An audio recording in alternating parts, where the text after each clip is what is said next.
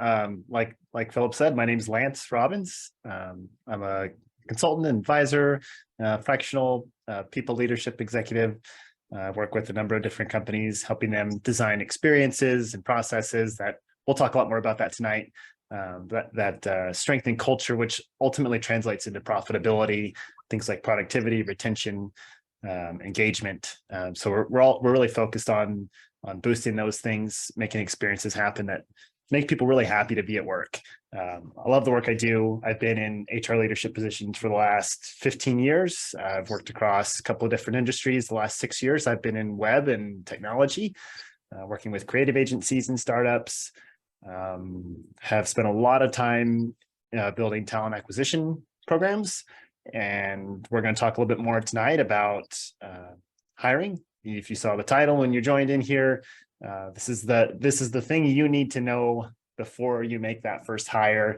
I'm curious about where people are at. If anybody's already made a hire for their startup, I'd love to hear it. If everybody is like just trying to go from that 0 to 1, I'd be curious about that too. I don't know if that's something that we can get going in the chat. I'm just curious, like, where's everybody at? Are we an idea? We're at employee 0, just you, or has anybody made the leap and hired somebody yet? So you're welcome to kind of filter in some of that. I'm also curious where everybody's coming in from. I know like Cal State Fullerton is a location, but I'm in northern Idaho. I live here with my family, my wife, and my 3 children. Pacific time zone, so yep, 6 o'clock for me as well. And I love the mountains. I love the snow. We just got 4 inches of good snow yesterday. Plan to be on the ski mountain here a little bit later this week. And when it's not snowy, you can find me on a trail, on my bicycle, or just in a pair of running shoes, getting away from it all. So that's me. That's what I love to do. And I love talking about this stuff. So I'm excited to jump in. Any other housekeeping things, Philip, or should I just go ahead and share my screen and just start yammering away about all the stuff I enjoy talking about? Thank you, Philip. Awesome.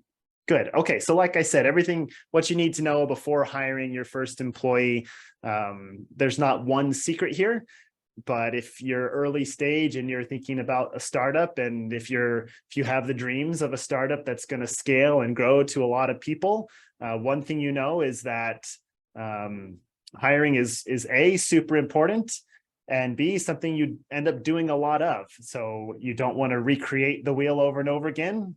What you build now won't be the same thing that you use later, but there's going to be elements that you want to think about the future for.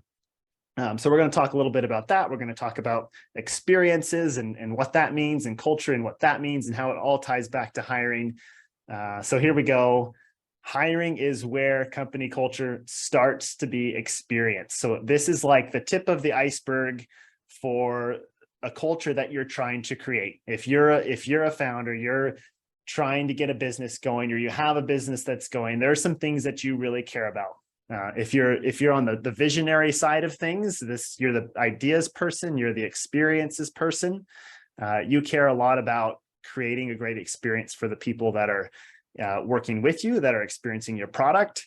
And so this is kind of the first touch point. If you think about the employee life cycle, there's different stages, and hiring is where it really starts. This is where cultures take off. They make first contact with the people that you're going to invest a lot of time and build relationships with.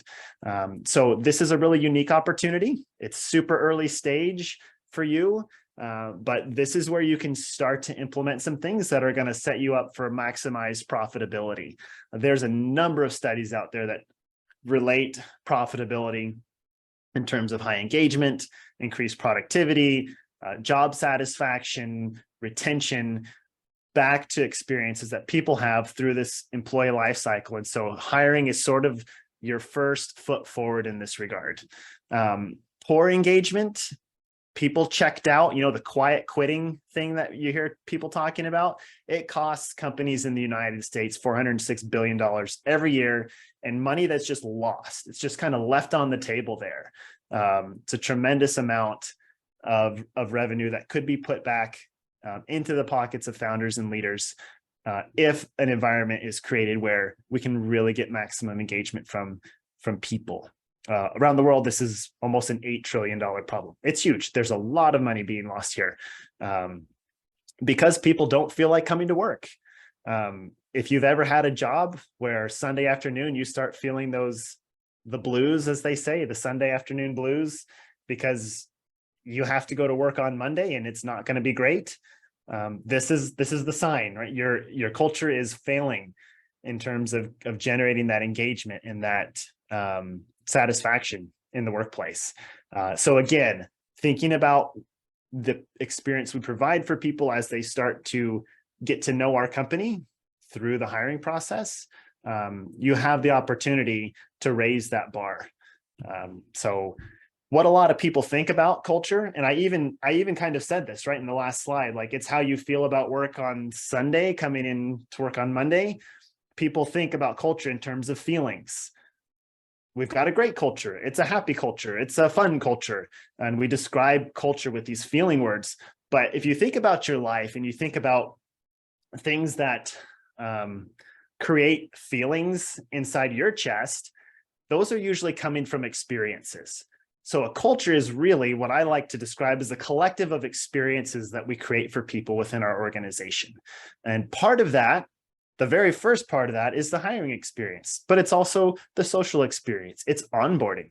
It's how we learn. It's how we give feedback. Do we give appreciation? Do we feel connected to our colleagues? So all these things together are experiences that then produce feelings. You know, someone you love, your crush walks into a room, your heart starts to beat a little bit faster, maybe your palms start to sweat. Those are feelings based on experiences.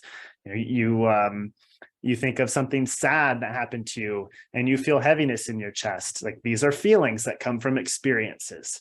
And so we have the opportunity to create experiences for the people that we're going to work with. And experiences can happen organically. I know that startups, creative agencies tend to run sort of like a Wild West sort of atmosphere. Things can change. There's a lot of ambiguity, a lot of unknowns. You've got to pivot. You've got to be lean. You've got to be agile. But we can still design experiences with intentionality. And so when I talk about experiences, that word is more of a creative word. What it really boils down to are process. Experience can be read process. So in the corporate world, everything needs a process. And in your startup, things are going to need processes. And so if you think about experiences are basically processes. And you can design your processes to give delightful experiences and create the feelings of connection and trust and camaraderie and collaboration that result in a really healthy culture. So the phases of the hiring process, going to get a little bit more practical. I was talking a little bit more meta, a little bit more philosophical before, but bringing this down into some practicality. There's different phases of a hiring process. And if you're the note taker type, there's going to be some nuts and bolts in here that you'll want to take away. We'll stay at a high level, but I'll give you some things that you might decide to hang on to for when you get to the point to go from 0 to 1 or 1 to 10 or whatever it's going to be in the future. So definition, attraction, first contact, application, evaluation, and decision. If I think about a process or the experience of being hired somewhere, these are the different points where we can leverage design. So first up, we're going to talk about definition.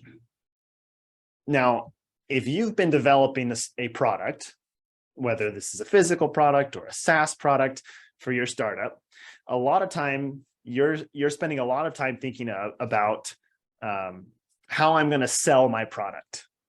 That's the whole point, right? You built a product and it needs to sell. So part of figuring out how you're going to sell your product is figuring out who you're going to sell that product to, right? Who is your ICP, your ideal client profile, ideal customer profile? So if you have a product, which is the experience of working at this startup that you're creating, this is an opportunity, and the opportunity is the product. Who is your buyer? Who is the user? Who are you thinking about? Who is your ideal customer profile? And so at this definition stage, this is where we start to work out the details of, okay, what is the person who is really the ideal customer to buy this opportunity, to buy into this organization that we want to sell this opportunity to? So as you start to try to identify that, think more about skills than about roles and titles. Especially in early stage companies, people are excited to come on because they're kind of getting in on the ground floor of something, and people can sort of wear a senior title if they maybe haven't had a lot of senior experience, and there can be a lot of confusion around, is this a director role? Is this a VP role? Is this like a C-level role? Or is this just a manager? What does manager mean when you actually don't have direct reports because it's so early in the startup life? So if you think less about roles and titles and more about skills and tasks and problems that you need to solve. It's just like you're at the grocery store and you just if you took the labels off, the cans, like what you'd really want to know is what's in that can? Corn. What's in that can? Green beans. Like a lot of this other stuff, brand and price, like a lot of this stuff isn't as important as identifying what are the skills that somebody needs to solve the problems that we're facing right now. Make a list of skills, make a list of tasks that they're going to perform, and this is what you're really after. And we touched a little bit earlier on the ambiguity of a startup, the kind of the Wild West world that a lot of startups are in because things are moving so fast. Things change so fast. You have a lot of iteration. You're getting a lot of feedback from the market. And sometimes it's a big 90-degree turn you might need to take. Are you looking for somebody that can perform in a structure where there's very little support? People need to have a lot of self-management skills, or is there going to be enough structure to support somebody that has not had a lot of experience, but has a lot of skills? So we need to define the level of ambiguity that somebody needs to operate within. This is part of those tasks that you need to identify, part of those skills you need to identify, because being able to deal with ambiguity is also a skill, and not everybody has it. Not everybody's comfortable with it. So make sure that you understand how much you're asking somebody to deal with a lack of definition. Define that in this stage. Plan for the outcomes as well. This is something else that is very practical that you can do. If you hire somebody today, if you make that leap, 6 months from now, what needs to be true to say this was wildly successful, best decision we ever made? So as you're thinking about how you're going to hire, make sure that you're figuring out what outcomes you're projecting for. 6 months down the road, 12 months down the road, what are the things that need to be true for you to say, I'm so glad we made that hire? You should be shooting for those. So make notes there. And as you're writing all this stuff down, we talked about how in the future, you're going to hire more and you're going to hire more. Maybe it's 1 this month, maybe it's 1 next month, but then maybe it's 2, and then maybe it's 10, and then maybe it's 30 per month. And so, startups can really take that hockey stick turn. And many of you aren't probably thinking that you're there yet. I don't know. Maybe you are. I don't know where you're at yet in terms of how many people you're working with, but keep in mind that at some point, the idea is that this is going to take off. And so you'll want to create a template that takes into account these different steps of definition, these different tasks around definition. Make yourself a template where you ask and answer these questions. And so you don't have to start from scratch every time. You'll remember what you did because maybe it's been 2 months since you hired and you don't remember quite what you did. Go back to that template, reuse it, make this a repeatable process or a repeatable experience. Okay, enough about definition, attraction. And again, thinking about product, this is how people discover your product. People discover your opportunity. This is your product marketing. This is your bringing product to market, generating awareness of the product. And as far as employer brand and marketing goes, probably not something you're going to invest in tremendously at the early stages, but I'm going to give you a few concepts and ideas to tuck away for when you start thinking about more volume in terms of hiring. The principles that will apply, you can use, but the extent to which you use them is going to grow proportionally to the number of hires that you're going to be doing. So first of all, when we create a product, we think about the user first. If you go to a job board today, if you want to see how your potential competitors are hiring, you open up a job description, you're going to find a lot of language that says, we do this, we secured this much funding, we've grown this much, these are our clients. It's not a buyer-centric sort of language. So think about your buyers first. What do they care about? Who are they? How can we switch the narrative to where we talk about things that are important to them more than we talk about things that are important to us? So think about your user first, keep your user in mind in any sort of marketing that you're creating. There are tangible things that people want to know about. What's the compensation? What are the benefits? What are the things that as a buyer, I'm looking for value in? And then there's things that are not as easy to quantify, but are of tremendous value to buyers. They're intangibles. What kind of impact can I make in this role? How much autonomy am I going to have to make decisions? What's the purpose behind this? Why are you hiring? What is this going to impact in my community, in an industry? People want to know about these things too, because money is not the number one driver. It's not even in the top 5 drivers for why people say they have satisfaction in the work that we do. It's number 8 in a recent study. A feeling of close connection to colleagues is number 1 on the list. So talk about the things that the user really cares about, that the buyer really cares about. Network is huge. Build your network now. It's going to help you in the future. Most people find their jobs through their network. And so as you start thinking about your first hires, you should be looking into your network. And if you're not doing this already, I'm going to recommend a book. It's called Who, the A Method for Hiring by Dr. Jeffrey Smart. And something that is really championed in this book is keep your eyes open on a day-to-day basis.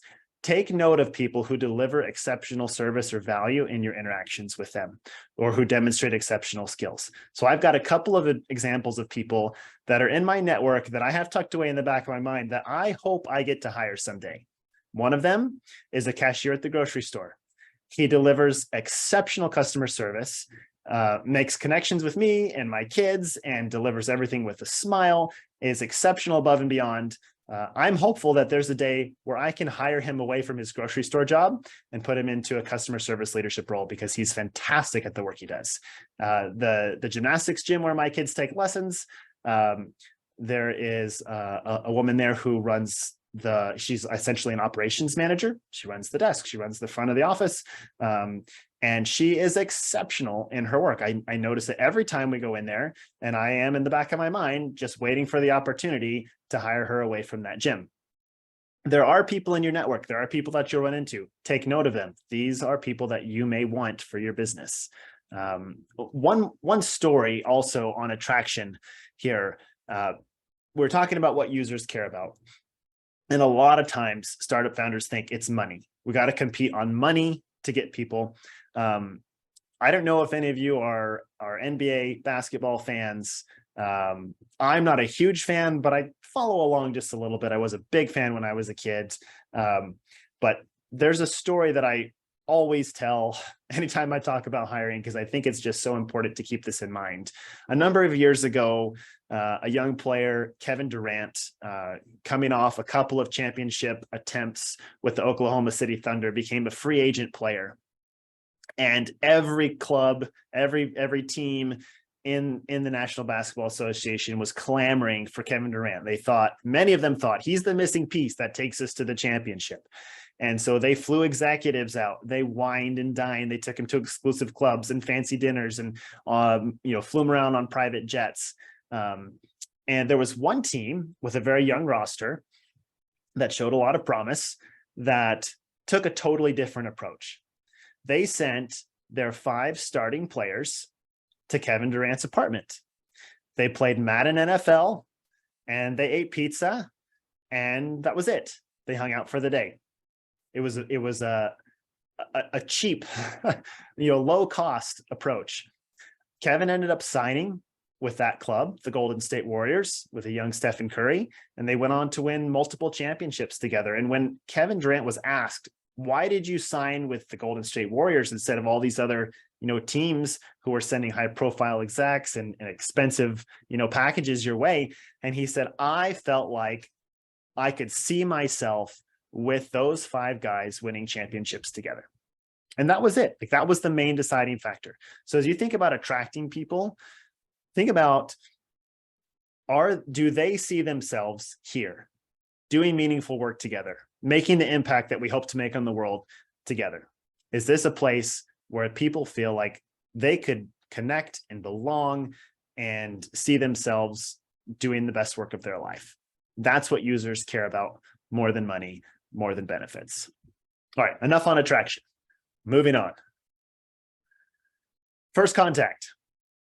This is how you get that first interaction. This is the inbound or outbound sales approach, right? How many of you get your inboxes full of these like outbound sales campaigns that are completely irrelevant to you? Like, I don't know if you're on LinkedIn, but you're probably getting these messages from recruiters all the time that, if they would have just looked at your profile for 5 seconds, they would know you're not a match for whatever job it is they're pitching your way. And that's because they're very sales centric. They want to do what works for them. What works for you is not as important. But we have to remember, user experience matters. And we're not the user. Like, we are not the customer. We're not the end user in this experience. So we need to reduce friction as much as possible. So as you design this experience, find ways that you can reduce friction and keep the buyer, the candidate, the applicant at the center of the user experience process. If you approach people and you serve them well, you're open with information, you share, people will be open to helping you. I have spoken to a number of people in my career, shared an opportunity with them, spent some time like chatting back and forth, and they said, I don't think this is for me. I really appreciate the approach, and it looks like the culture is really interesting. I have a friend that I'd like to refer to you. And they've referred a friend because they felt like this was a safe and good opportunity, that they'd be treated well. This would be something they didn't mind putting a little bit of their own personal reputation out there with their friend to take that risk. And they've been, like, some of these referrals have been great matches, and we've hired a number of them. So if you have a very user-centered approach and you serve people well by taking the lead, share as much information as you can. What level of flexibility are you going to offer? These are things that you'll have to think about as you bring somebody on board. Do they need to be co-located where you are? Or are you going to work in a location independent, remote sort of way? Maybe they can live in Northern Idaho. Maybe that's okay. How about time independence? Are we talking about 9 to 5? Is there time flexibility? What degree of flexibility does that look like? How much autonomy do people have? What about compensation? What does the compensation range look like for this role? As much as you can share, the more trust that you build. Historically, we've had a power dynamic or a power struggle between employer and candidate. I'd like to suggest that we move from a concept of a power dynamic to a trust dynamic. So the more that the employer, potential employer, can share with transparency, the more trust they earn and the more trust they build. And the more trust will be offered in return. Power does not build trust. It builds self-protective mechanisms. And so you may convince somebody that your opportunity is the best, but they need to take time to learn that trust and earn that trust. So my recommendation is that we move away from the power struggle and move more towards an open trust exchange. And we do that here where this is sort of this first contact. We put our best foot forward, and a lot of times that means leading with information that is hard for people to get, but really matters in terms of evaluating opportunities. All right. Application. They have the intent to buy. They filled out your contact form. They sent that email. They sent the application. This is where they're demonstrating, okay, I'm sold on this concept. I'm interested. What's next? And this is that part of the experience where people fill out an application. What does that look like for you? If it's your first hire, maybe that's an email. Maybe you are going to set up a Google form or an Airtable form. You can build a free applicant tracking system with Airtable if you've got the technology mind to do it. Maybe you want to build your own proprietary thing. I don't recommend that. There are applicant tracking systems out there. You probably don't need them if this is one hire and you're not going to make another one for a couple of months. But at some point you will need one. I'm getting a little ahead of myself there. But it's okay to stay low tech. Low tech does not mean a poor experience for you or for the applicants. One really practical thing I want to share with you is what I call the one question application. It's a misnomer because there are always more than one question. Like, you need to put your name and your contact information, and there's other stuff that goes into application, but there's one question that we should be asking people, which really makes it easy to filter based on things that are not educational pedigree or employment pedigree, the way someone's name sounds or is spelled, certainly not a picture on their like social media profile. Like, these are all things that introduce bias into a hiring process, and a hiring process that is minimizing bias is a better experience for people and creates a more diverse and healthier culture in your team. Bias is a real thing. We all have it. People can say, I'm working really hard to eliminate bias. That's great, but we're human beings. Like, we naturally operate with bias. It's sort of kind of like this built-in self-protective thing that we don't get rid of. But what we can do is set up experiences. Remember, experiences are processes. We can set up experiences that help minimize and reduce bias coming in and creating a bad experience for people. And that's where this is where the one question application comes in. So if I'm hiring for a role and I want to make sure that I'm hiring somebody who really knows what they're doing when it comes to doing this scope of work, I might ask a single question that in 100 words or so, somebody who really knows their stuff can give me an answer that's really impressive. It's specific to that skill set or domain knowledge. Somebody who's not real savvy with it will do a poor job. And it's easy to, at a quick glance, just looking at this one question, to filter, okay, this person seems to know what they're talking about, this person doesn't. And it really focuses in on what matters. So for example, right, if I'm hiring for like a project manager, right? I need to hire a project manager for this software project that we're building. I might ask somebody, in 100 words or less, describe to me your process for story point estimations at the beginning of your sprint session. This is something that somebody could go and Google and work hard to figure it out. But as you go through the hiring process and the evaluation, it will come out if they don't know what they're talking about. Somebody who can easily give an answer to a very role-specific or skill-specific question in 100 words or less, that's the key that unlocks the yes or no to move forward with an application. I found that to be very helpful in my experience, whether you're asking somebody to write a sample email or answer something that's very specific to the role that you're hiring for. There's a lot of optionals. You'll see a lot of times people say, bonus if you have this, bonus if you have that.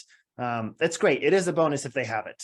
But what really matters is what we want to lean into in the application. So we don't want to ask a lot of questions. We don't want to create a lot of friction. But if we can ask one really focused question that leans into what really matters for the role, we can have a really good basis for disqualifying a lot of applications, because especially with the market the way it is right now, there are a lot more applicants than there are people who are going to be hired. So having a way where we can look to really this single qualifier is really helpful. And I mentioned going low tech for your applicant tracking system, and that's okay. You don't need it now. A lot of what you're building, you can plug into one, take notes, templatize things, think about scaling. You don't want to have to rebuild all this stuff. So just because you don't have an applicant tracking system now, you don't need to have one immediately. But when you do decide to put one in place, then you can plug in the principles and the framework of what you've been working with there. All right, evaluation. Getting to know each other. This is like the in-person discovery part of the experience. If you've got a software product, people send their interest, and you want to set up a demo. I'm as a consultant, or like I want to set up a discovery. I want to learn more and see, is this a really good fit? Can we work together on this? We're getting very, very close to closing the deal here. So this is the evaluation phase. Evaluation is mutual. Keep that in mind. You're not the only one seeing if this is a good opportunity. And the way that people experience this evaluation means a lot to them. What happens here is often kind of what it's like working there. You're through that first you can get through the first interview, and there's a lot of formality and maybe some jitters there. But as you go deeper into this evaluation process, a lot of the values and the culture of what it's like to work with you are going to come through in this. So design this with intentionality. You have to make rules for yourself, and you have to follow those rules. So earlier we talked about startups being agile, things being Wild West, things being like needing to change and very iterative. That's all true and great. And it's the reality of a lot of startups, but you cannot work in an unstructured environment when it comes to hiring. Hiring really demands structure. If you have an evaluation, if you have an interview template or an interview canvas, that needs to be applied the same from one candidate to the next. So you would want to ask the same questions to each candidate and be able to evaluate candidates based on their answers to the same questions. So I have seen companies where they share with me their interview templates, and there's 25, 30 questions there. And I say, these are a lot of questions. Do you go through them all? And they'll say, no, we just kind of skip around, which is like probably really good for the feeling of conversation. But when it comes down to evaluating, we're not comparing apples to apples. It's a very apples to oranges to bananas, grapefruits. Like, we don't have a system or a structure for making sure that we're evaluating people on the same plane. So that's one rule that you need to make for yourself.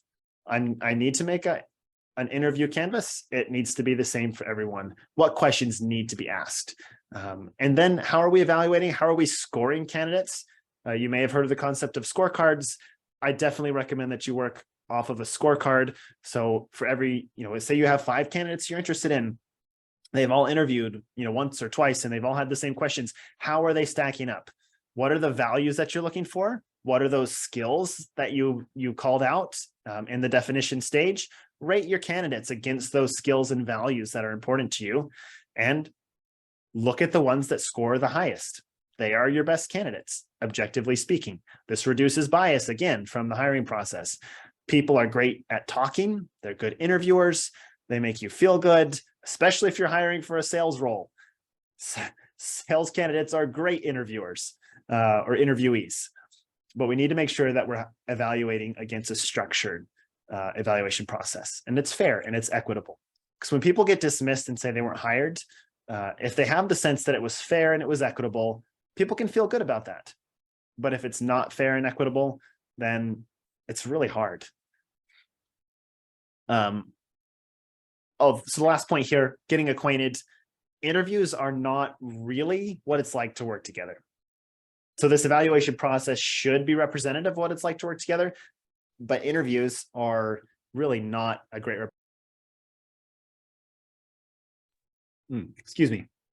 Interviews are not a great representation of what it's like to work together. So I recommend, and this is something that you might think about, recreating a collaborative experience that lets you spend time simulating what it's like to really work together. Interviews aren't real working relationships. And so, if you spend a lot of time in Slack, maybe there's some exercises or some interview process that you do that runs through Slack. If you work in Notion or you work in Google Workplace, create a small project that lets you collaborate through there. See what it's like to work together. It'll give you a different feel than an interview. And I think that's a really helpful way, especially when we don't spend time always in office. We talked about before, defining location independence, time independence. Is this mostly asynchronous communication? Is this a synchronous role? What are the things that are going to be a real strain that I can't evaluate because there's not necessarily even a headquarter office? Maybe you don't have one. Maybe you don't need one. So having a chance to recreate an experience of what it might be like to work together is worth the investment there. Okay, getting to the end here, closing the deal. Or if it's not your ideal customer, you have to disqualify the lead. And I tell people that 99% of my work when it comes to talent acquisition is not hiring people. Most people that apply, most people that interview, they don't get the job. Only one person does. And it's going to be the same for you as you start to grow. You're going to have a lot of people who are, they're great people. There's nothing against them. They're just not the best person for the job. And so you're going to end up disqualifying them rather than sending them an offer letter. So at the end of your evaluation phase, you want to ask yourself, like, are you getting what you asked for? You did the definition exercise. You went through the evaluation. Does this solve the business problem that you initially set out to solve by hiring this person? Has the business grown or changed? Has the need changed? Hiring someone just for the sake of hiring someone is a mistake and a risk. So be sure before you make that offer that you have met your business goals that you outlined in the definition stage here. When it comes to making that offer, something that I've seen over and over again, which leaves a very bad taste for people, is a quick deadline on when to accept this offer. So again, we want to change the dialogue from a power dynamic. I hold the opportunity, I extend it to you, but I'm going to take it away from you if you don't answer within 24, 36, 48 hours or something like this, right? We want to give space to people, because if through a manipulative power play, we get people to say, yes, I'll take the offer, but really this isn't the best opportunity for them, they will probably leave when a better opportunity comes. They may be evaluating this against another offer. You don't want to lose a candidate because you were slow, but you don't want to force someone into a position where they're not going to thrive and really find fulfillment. And so the goal, the way I see this, is that you should be creating an experience at every stage of the hiring process. So when you get to the offer, there's no question that somebody wants to join. If they're at this stage, hopefully that's what you've created. They'll be joining quickly, and you don't have to put pressure parameters, power parameters around accepting that offer quickly. Rejecting candidates, again, a huge part of what we end up doing. Quick story on this. I interviewed somebody for a senior role. We didn't end up hiring them.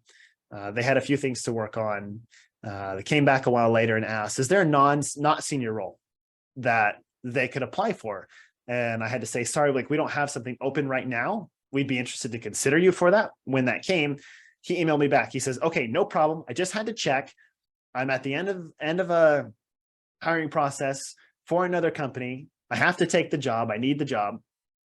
But I'm going to get some experience here and I will be back. And this is the quote. He says, your company has my soul. I can't wait to work there. And this is somebody who we rejected, right? Came through the process, had this experience, and went away saying, I can't wait to work there someday. His heart is set on it. And this is the type of brand advocacy, evangelism that you can create by creating an outstanding candidate experience. And it's the first stage of the culture. So if you have people like this guy whose heart and soul belongs to this company because of how well he's been treated, and if that makes up the workforce, the labor force here, this is going to be a thriving and fun and exciting and engaged community. And the profitability is going to be high because of those things. So this is how you can leverage hiring for profitability. Getting down to the end here. This is the introduction. Hiring is the introduction to your company, to your culture, and it's a key building block. The people that you bring on board are going to contribute to the experience that's created at your company for those who come after. So don't take this lightly, create structure around it, and design it intentionally. Don't just let it happen to you, be in charge of it. Design the experience, document it, plan to replicate it. You'll need the structure for success as you grow. But yeah, thank you so much. Excited if there's any questions, happy to talk through anything here. This is my contact. Find me on LinkedIn, reach out. Yeah,